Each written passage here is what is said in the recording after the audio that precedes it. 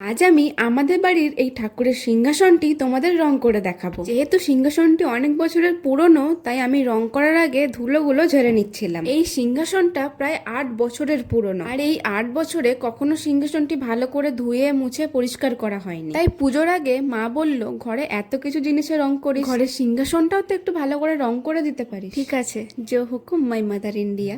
মায়ের এসব আবদারগুলোর জন্য আমি ভিডিও বানানোর নতুন নতুন কন্টেন্ট পেয়ে যাই। প্রথমে আমি কালারটা পুরো ইউজ করায় ফিনিশিংটা ঠিকঠাক আসছিল না। এরপর আমি কালার আর কেরোসিন তেলটাকে 3:2 রেশিওতে মিশিয়েছিলাম। তারপরে কালারটা একদম স্মুথলি হচ্ছিল।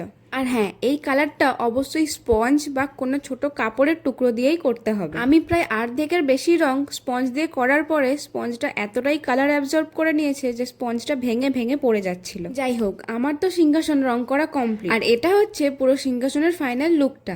ভিডিওটি ভালো লাগে থাকলে লাইক এবং চ্যানেলটি সাবস্ক্রাইব করতে ভুলো না। দেখা হচ্ছে আবার নেক্সট ভিডিওতে।